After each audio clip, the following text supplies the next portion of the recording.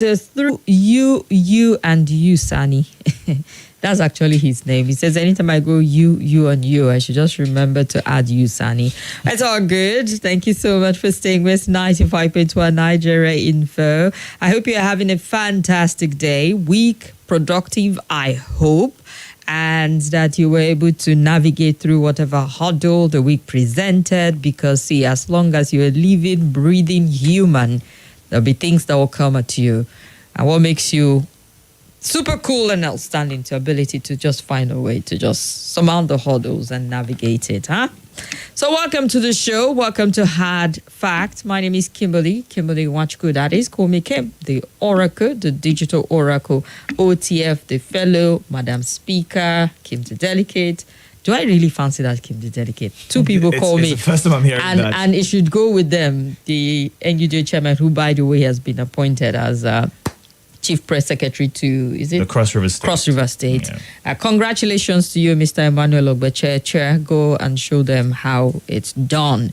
And yes, Ochanyawa of Nigeria Info. Monday is a public holiday. Itodo, hi. It makes no difference right here. It's, same energy, same vibe. But I'm happy to know some people will get the day off and get to relax. We always know it's a public holiday, so it's not like it's news or anything fancy. No, but for some people, we still hit them because on inauguration day, they were like, democracy, they're like, duh. That's one legacy Mr. Former President Buhari left behind to ensure that he separates Democracy Day from the inauguration day. So yes, we have June 12 as our Democracy Day. So I found myself thinking out loud today. And it's like walking on the street and talking to yourself. No, it's not that deep. I mean, even if I did that, no one would bother because people are going through stuff. They were like, guy, we understand. Take it easy. But I was just wondering, what if things don't get better? Because for the longest, as Nigerians, we always said, it go better. And it just feels as though we are still struggling with the same things and it keeps getting worse.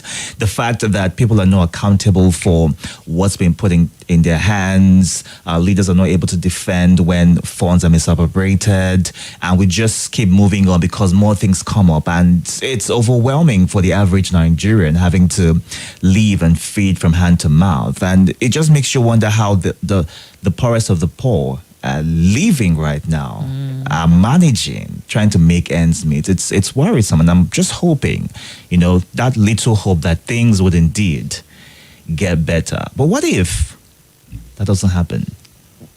But that would be a very scary way to go through life, just thinking, what if it doesn't get better? I always love to see things from the bright side. It just gives you, I think it gives you the pump and the energy. Sometimes when you read about things happening in another clime, like I was following a report from Japan. Yes, you say me and my obsession with Asians again, but I promise you I'm more interested in what's happening in East Asia to what's happening in the Western world right now. And then they were talking about high suicide rate for their young people because of their work ethics and what, even though the economy is stable and all of that. And then you want to also extrapolate with what's happening in Nigeria. I'm not saying that people don't have mental health issues and the likes of it, but then there's just something that keeps a lot of us going, the average person going to saying, it go better, God day. It just gives you that pump, that rush of the energy to just go one day at a time. It becomes a case of just one day at a time. You're not making long-term plans. It's just, let's see tomorrow and see what comes out of it.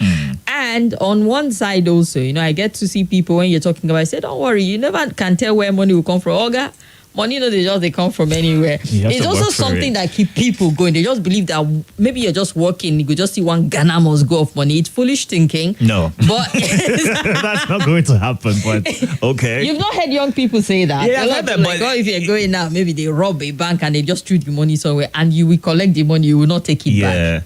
No integrity. A core member made a video, I saw it yesterday, that she was sent 330,000 instead of 33. 33,000. And people were like, why are you telling us? Maybe that's your prayer being answered. But that's an honest lady. It could have been a mistake.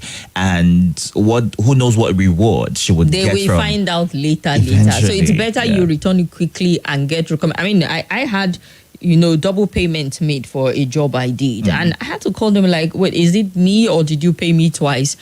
And they're like, oh, we're so sorry. It was actually when I called it, they drew attention to it. But it was something that it might not be this month or next month, but sometime Eventually. when they When would they're find auditing, out. they would find And then, out. yeah, and then they had to call some other people that also didn't call them back to say, we overpaid you, please return it back. I feel like it's more integrity to just say, this is it. It might not be a cash reward like Owoni Koko line, but then, thank you, we appreciate you. It's something they will commend you. You feel good with yourself when you do the right thing, actually. So Nigerians, they whole talk about you just see money sitting there. I don't know. That's how corruption starts to fester when you start to think that way. But I love the fact about us that we just keep, heads above water. Is there honesty somewhere in us? No, it's not even the honesty. When you ask the question, like, what if it doesn't? I said that bit of, hope that it go better, God day, things will look up. It just keeps you going from one day to another.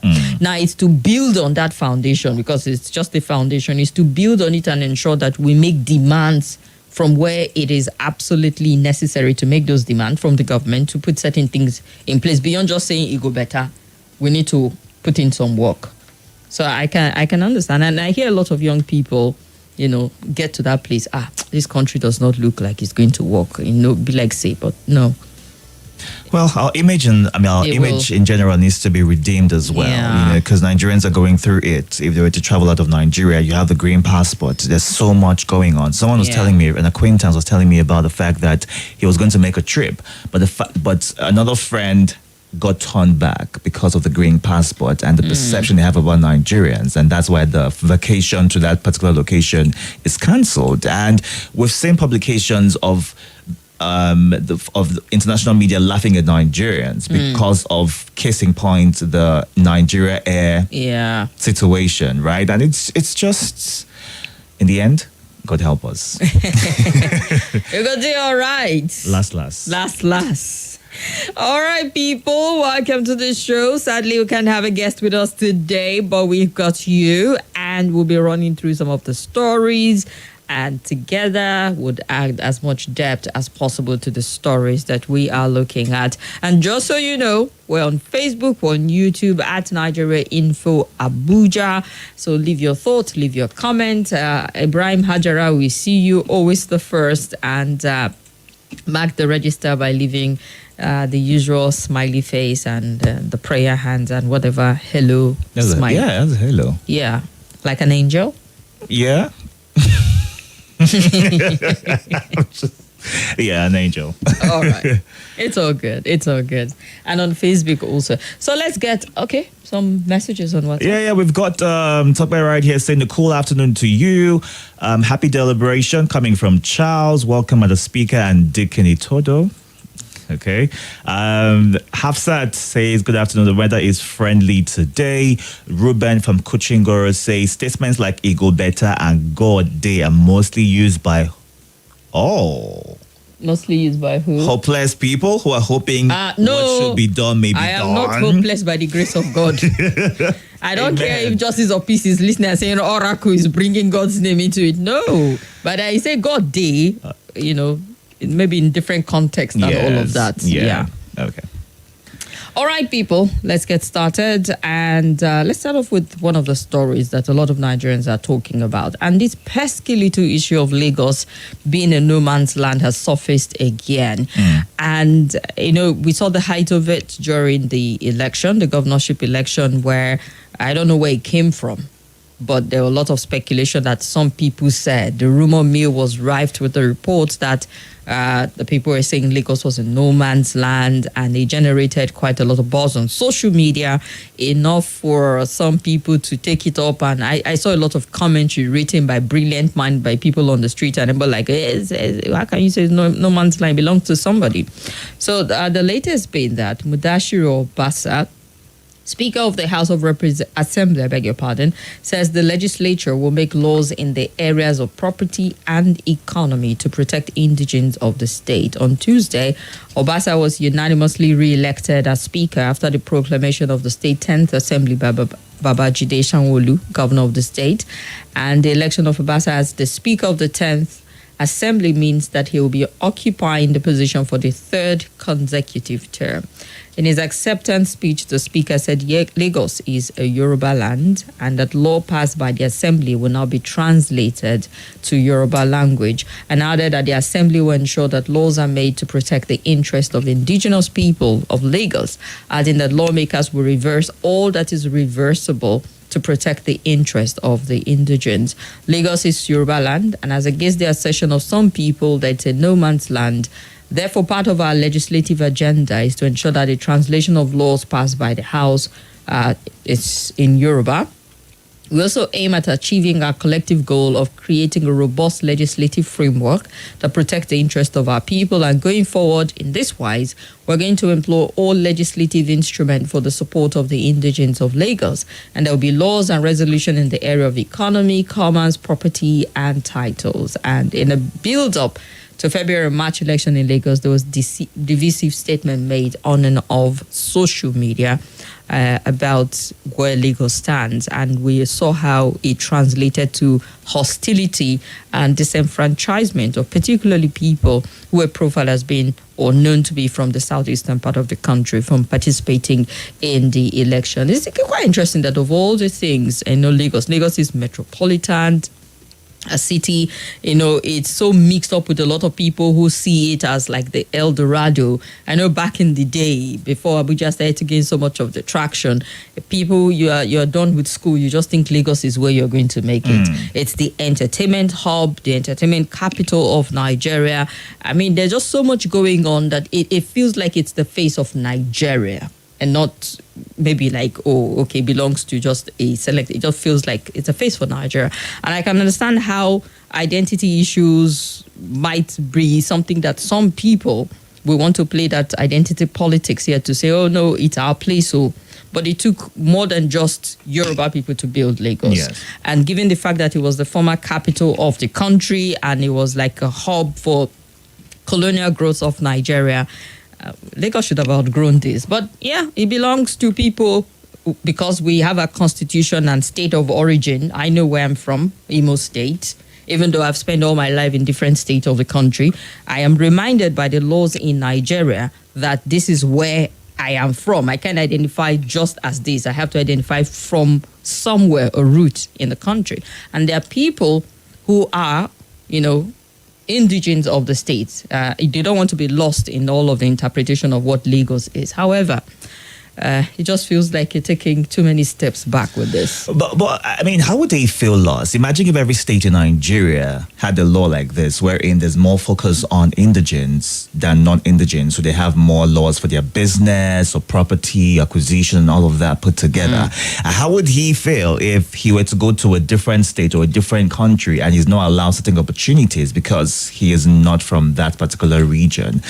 Lagos is made up of different people, different cultures, different beliefs. And right now you would assume that would go past the fact of you are from the south or the north and just focus on building that unity, which is something that the president has constantly spoken of. And it's really worrisome that states are, case in point, Lagos State is focusing on passing laws that would focus on just the indigents. What would that do to non-indigents, for instance? How would that make them feel? Is it to say they were not providing for people who, what special privileges would you say an indigent would want over someone who is resident there, pays taxes, complies with the rules and regulation of the state, to someone who, I am originally from here? What special privilege is there? I know, aside from the catchment area that we love to do, and if it's a state university, you give certain percentage or a lower cutoff mark to people who are from there. I mean, Nigeria should have mixed up to the point where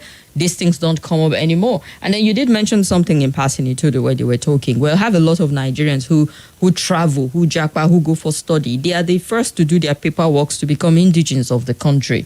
We've seen people who come out from Nigeria who are holding positions around the world, in the US, in the UK. I mean, the other day we're talking about Kemi, who became a parliamentarian. Yes. And people are like, she's Nigerian, she's this. But no, she is British. She is, in spite of her origin, of where her parents are from, this is who she is at the moment and identifies and contributes there. From Canada to the UK to I mean, the United States of America, Nigerians are going far and wide, becoming citizens, enjoying the benefit of that place. How is it that we have people who travel far and wide from Nigeria and we still come back and play ethnic politics and turn it into legislative issues when we're looking at how to move beyond state of origin to state of residence and say, what do you add to a place? And appreciate you for that.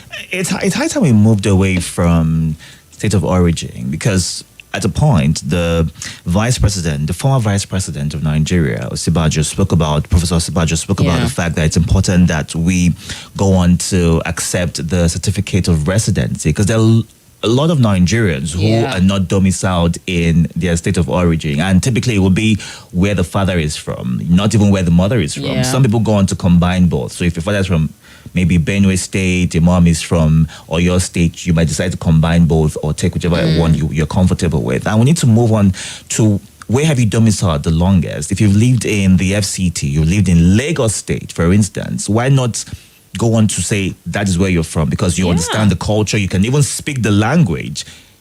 Same way the indigenes can speak the language. And I mean, we saw it for a governorship candidate whose mom was from somewhere else, and they were debating if he's really a Lagosian or he's not because the mother isn't from.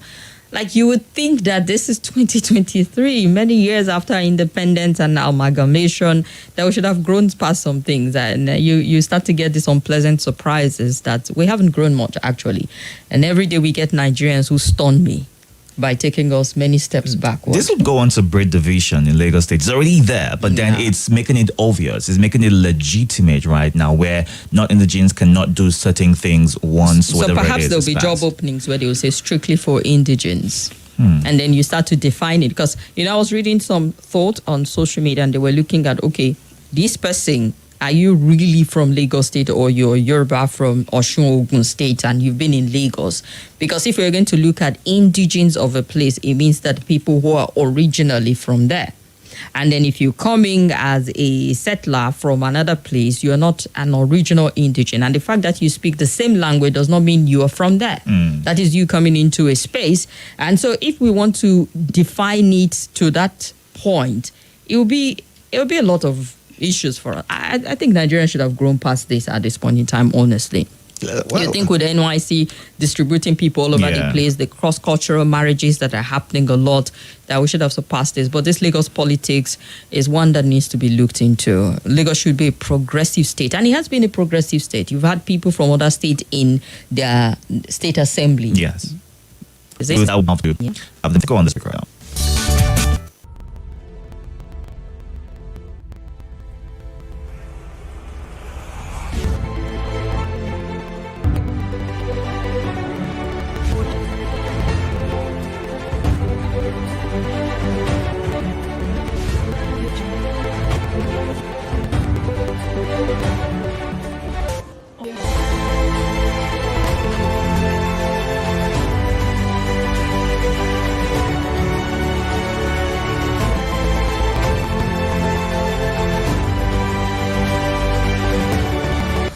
My name is Kimberly. I'm the host of the District of the for Hard Show. I love to get your opinion and conjectures, but the fact you cannot dispute. Keep on hard facts.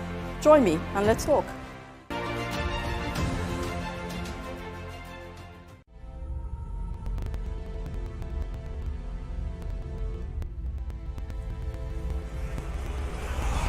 This is GMA.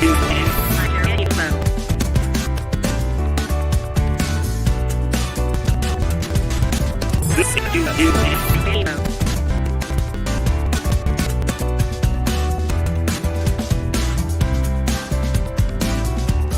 This is Nigeria Info.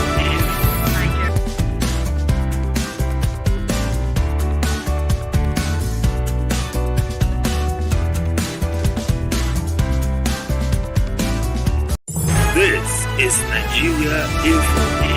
Nigeria Info.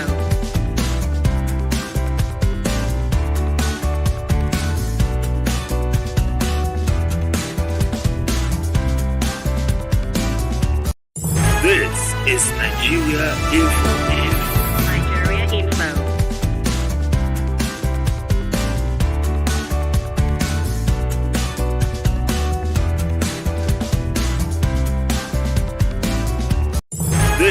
is Nigeria Info. Nigeria Info.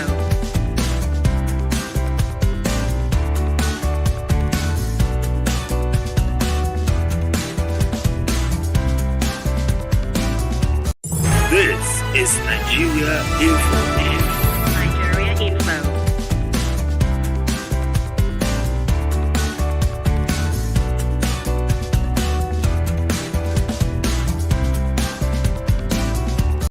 This is Nigeria.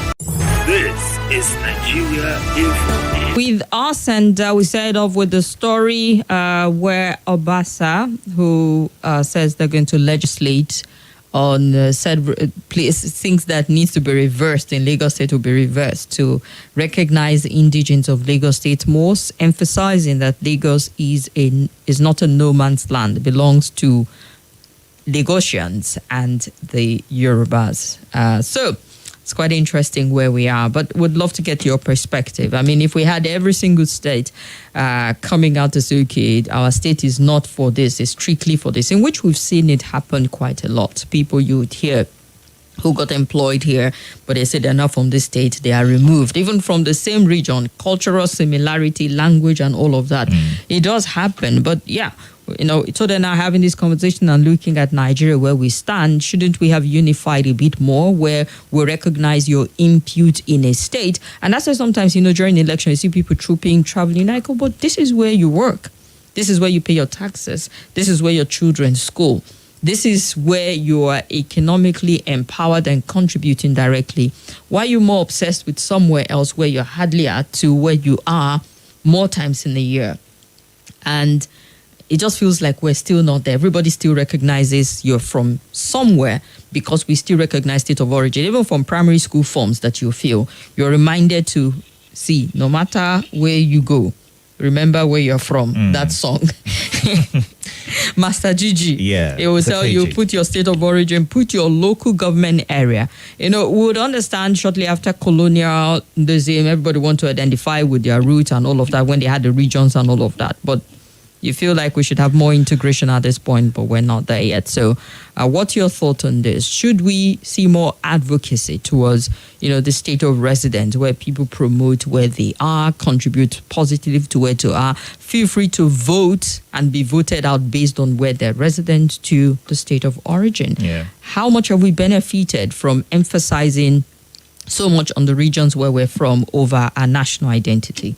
I mean, the Nigerian constitution allows for you to move to anywhere in Nigeria, get married, start a business, and just live and thrive. You should be a part of whatever opportunities they have there as well. There's no limiting that. So who is going to go on to enforce wherein someone is treated differently because they're not originally from that particular location or region? That needs to be done because we've seen this happen over and over again, and there is no effective measure that has been taken over time, and people get abused. People are made to leave that location and go somewhere else where they feel they'll be loved more and treated more, and businesses are uprooted and taken as well. So it's important that the government, first of all, I'd like to hear what the Lagos State governor has to say about this, and then other this is coming from the State House of Assembly. If the legislators who make the law are saying, okay, this is the direction we want to take, but is he speaking for all of them or speaking at them?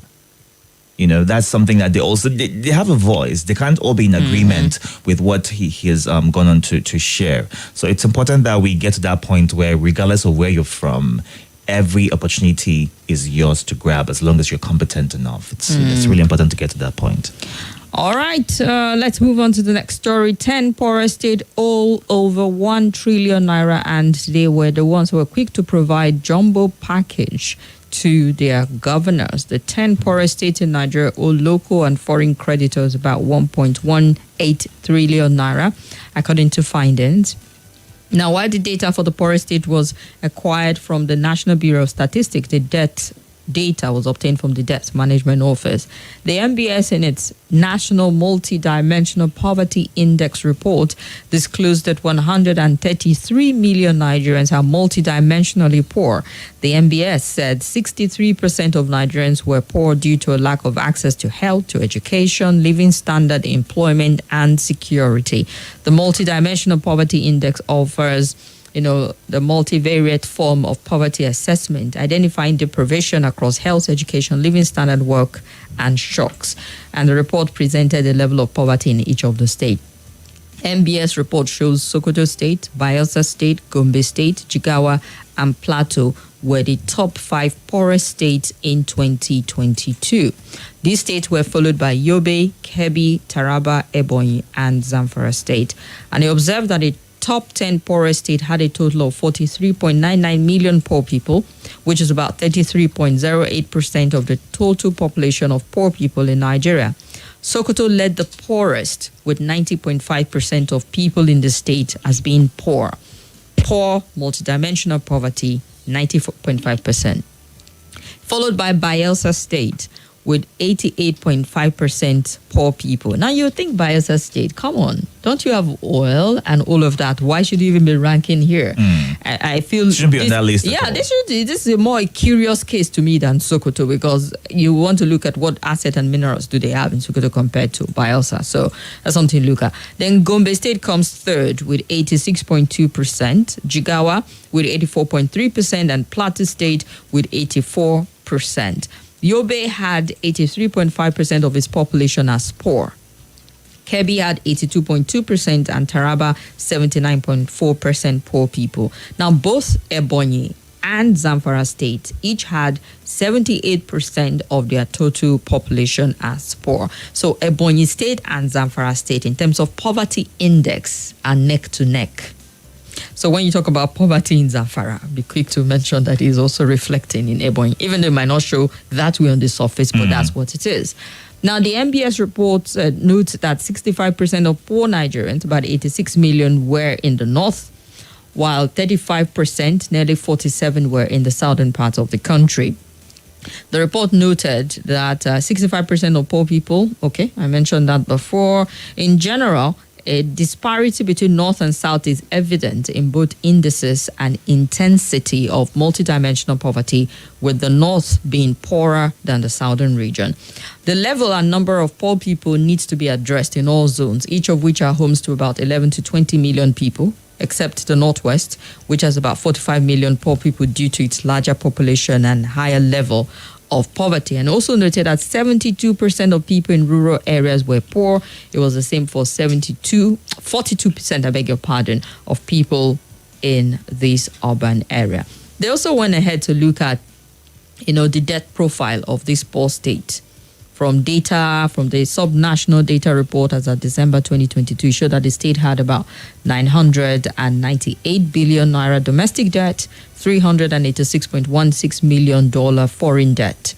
And from the debt data, Plateau has the highest local debt of 149.01 billion, while Bayelsa has 146.37 billion as number 2, and Gombe number 3 with the highest local national debt of 139.2 billion. Zamfara had local debt of 112.2 billion. Yobe had 90.76 billion. Sokoto had 90.6 billion. Taraba had 87.96 billion. And Ebonyi had 76.5. And for that breakdown, if you go to the Punch paper, you get to see all of the detail. They took their time also to look at what were some of the benefits the state governors had, and when they were there, when they were leaving. You'll be surprised for a state that is grappling with so much poverty, the amount of luxury that some and of then you see the governors living with jumbo packages. Well, come on now. It begs the question, what exactly have these governors done? What do they plan to do when they go into office? Do they get caught up in all of the excitement of being in office and what they stand to gain at the end of it? Look at the poverty level. The average Nigerian is poor, can hardly feed, and you assume when this person comes to office, they have plans in place, but those plans are not going through. Can we get to a point where we put partisan politics aside and work towards collaborating as states? Because the truth is, we're all in one house. There are various rooms, so various rooms representing the states, the governors. How can each room collaborate, come together, form a bond, and work towards the upliftment of everyone who is a part of that room in general? It's Kim. It's annoying thinking about it. I know. We are indebted. We're in so much debt that only heaven knows how we'll come out of it. And we keep taking loans, but then there's nothing tangible to show for those loans. It's as though the loans are taken, put in pockets, and when questions are asked or interrogations are made, we laugh it off because, I mean, it's not the first time we're seeing these things happen. So it will keep happening, and we just hope that the right person, in quotes, comes through and is able to not go toward that same line. So it's, I don't know. And then you get to see the same people recycled from one mismanagement to another, and you start to wonder what qualifies you to even hold another public office if you were not, at least above average. You give a subpar performance and you come back and you feel like you're entitled to performing again.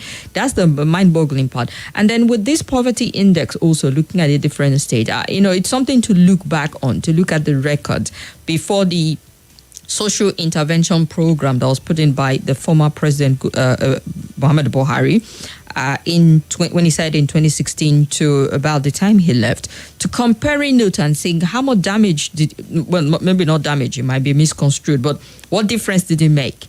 Did he just sustain the poverty level? Because that would be terrible to just, okay, you're poor, just stay there with this welfare package. Or was there a difference in terms of the percentage and the number of persons? We know that before he left, that the poverty index was still pretty high. And he did say that he was setting out a 10-year plan to bring 100 million people out of poverty. How many people came out of poverty? Or did we see more people get into the poverty bracket? So it's also something to interrogate the monies that were spent for the social intervention program for the poor and the vulnerable households, to saying, what difference did it make in the different states that were target states?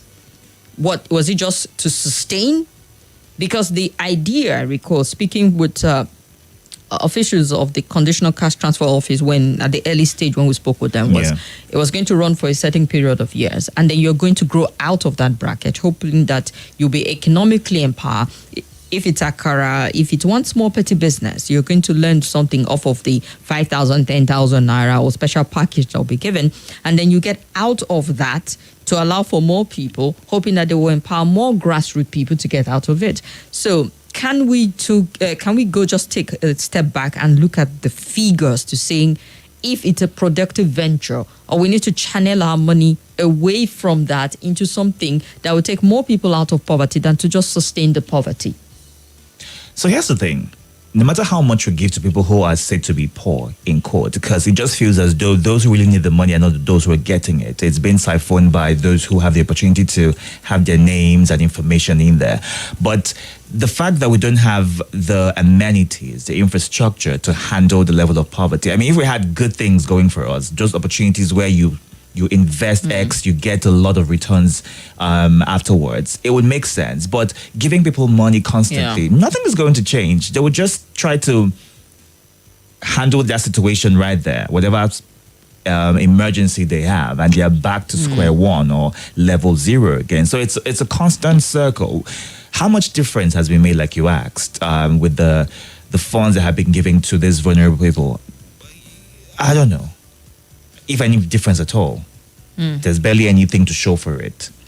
So it's important that the states collaborate. We have a couple of new governors right now. Let's hope that they come with a different idea, and those who have a second tenure, gingered enough to do something. Because the president says he's not happy with the level of poverty in the country, and he's had a couple of meetings with various state governors saying that they need to work together. All of them, as a matter of fact, are saying we need to do something about the poverty index in the country. I remember Itodo during his inauguration speech, he did talk about how to deal with the issue of poverty.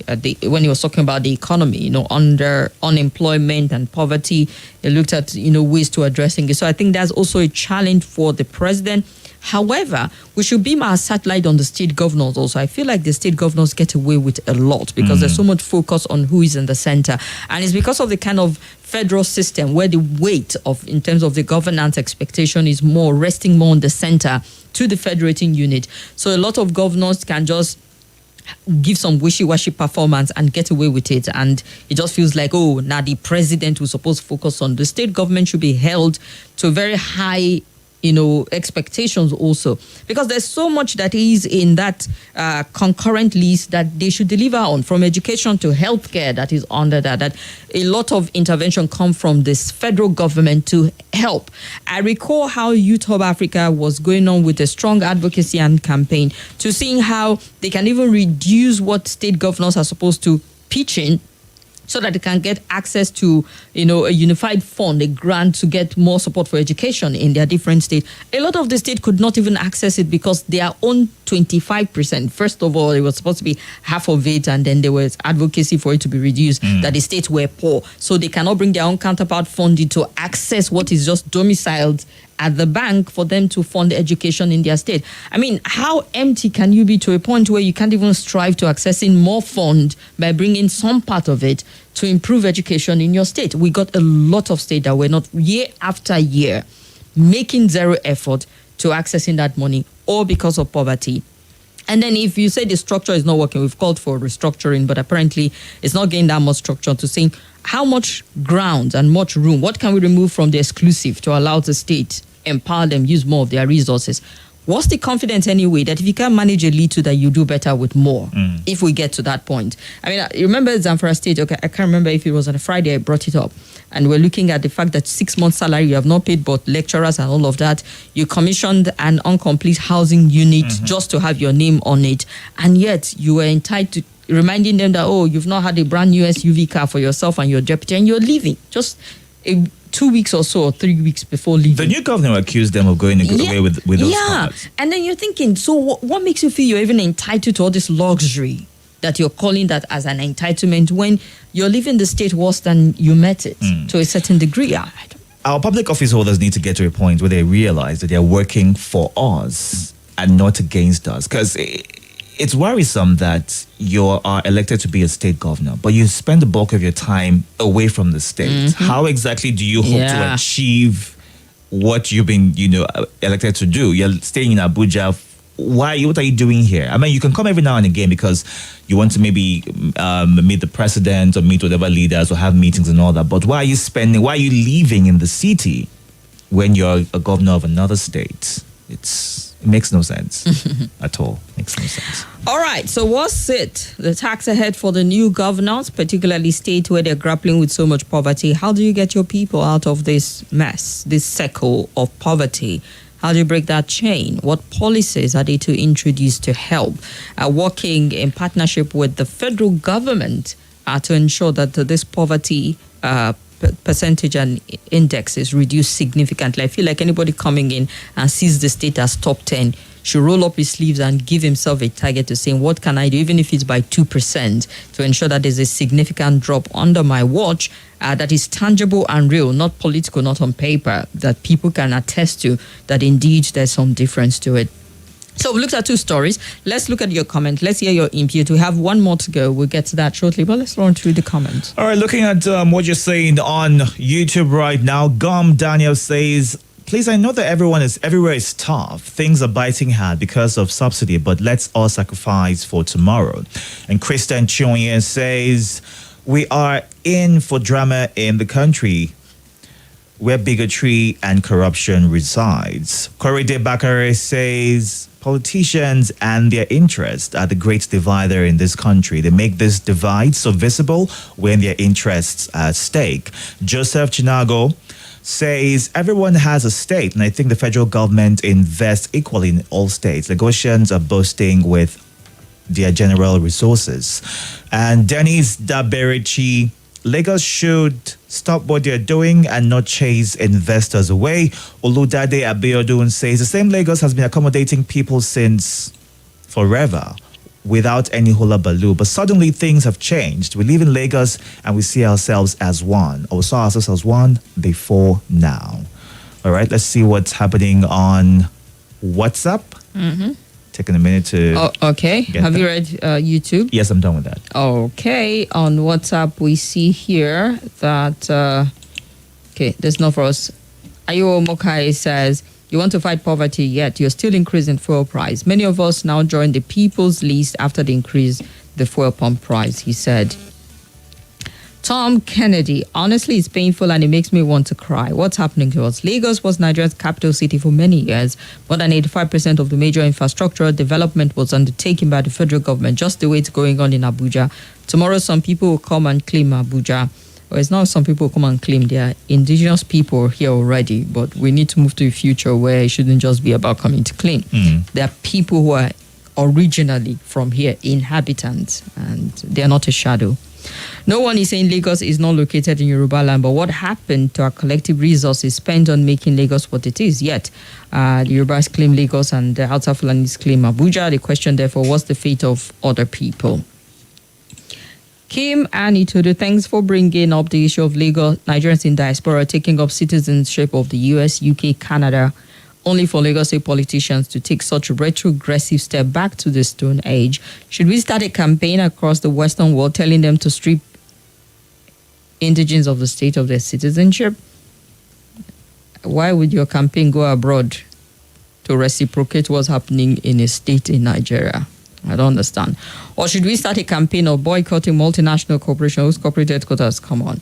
Lagos State is surely going to be lose at the end of the day if they continue in this trajectory. Professor Wole Soyinka, Pastor Adeboye, etc. should say something about this. Mr. RUO from Durumi.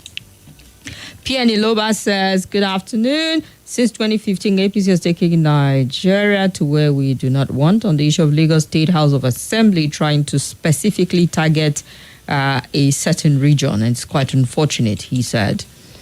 And concerning the statement of Obasa, Speaker of Lagos State, Bele Sianovic from Maitama, Nigerians can tolerate a lot of ineptitude being exhibited by their political leaders. The elite are guilty of making the masses gullible. Accountability is germane in leadership, and none is living up to expectation. Death profile shows lack of this germane quality of leaders called accountability. No one is taking the other to account. I'm an indigene of Lagos State, and I know the stigmatization I passed through trying to convince people I'm truly from Lagos.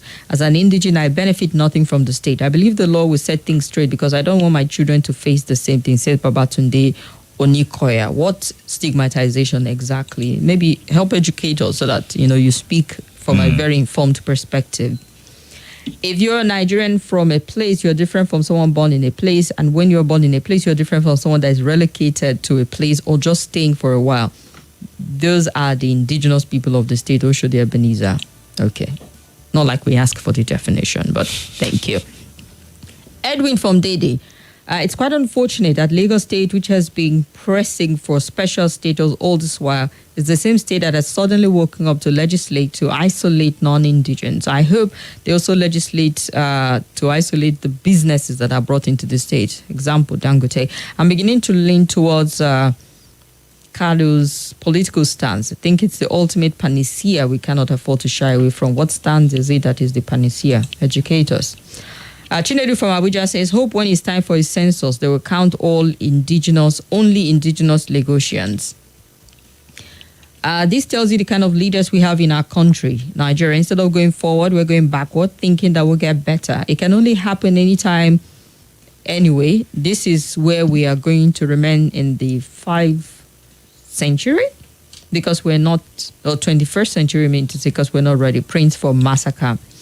And Mary from Gwagwalada says, I am very surprised at the Lagos State House of Assembly. Have you seen that they're saying one thing and doing a different thing?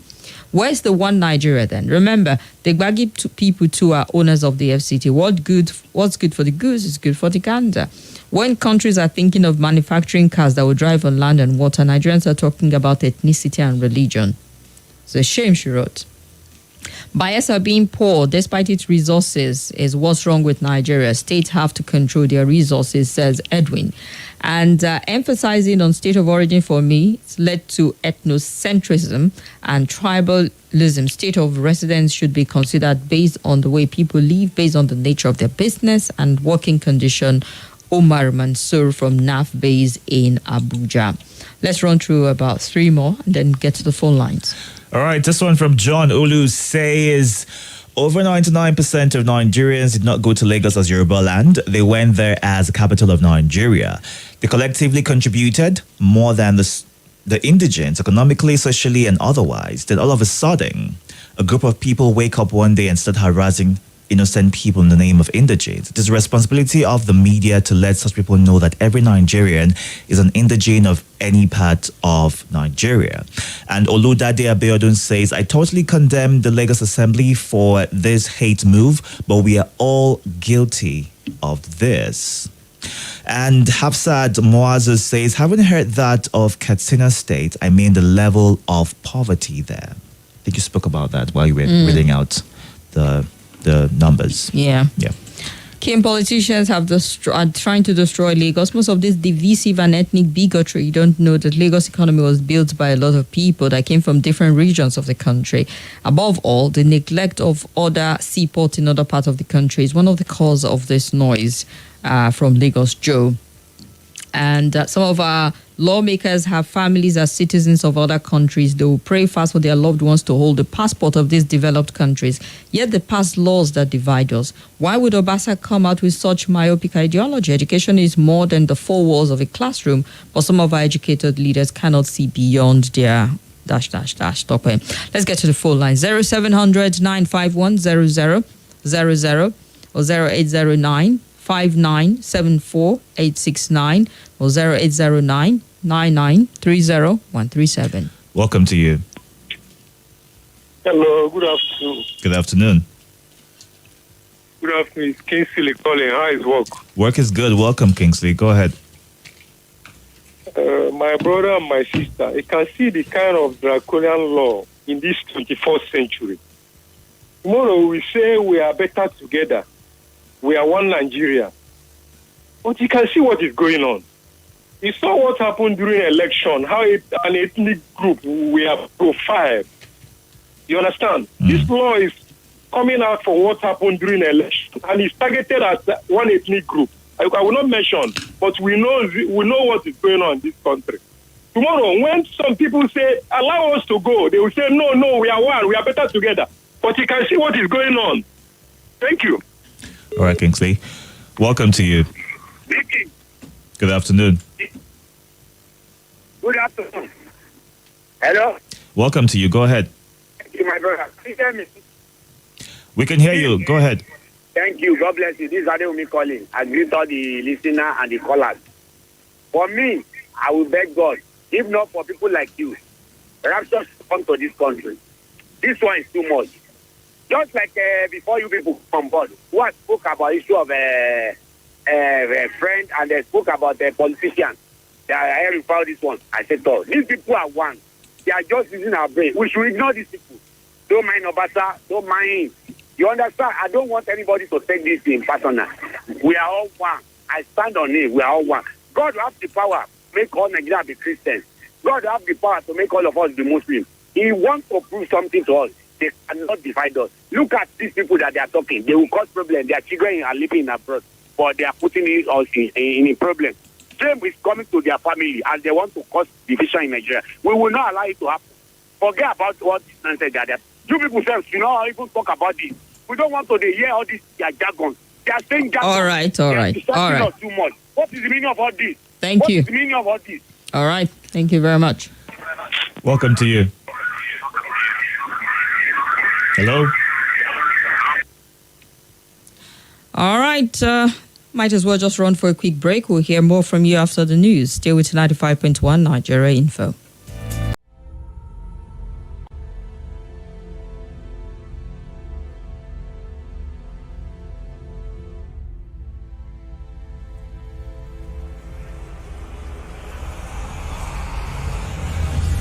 This is Nigeria Info.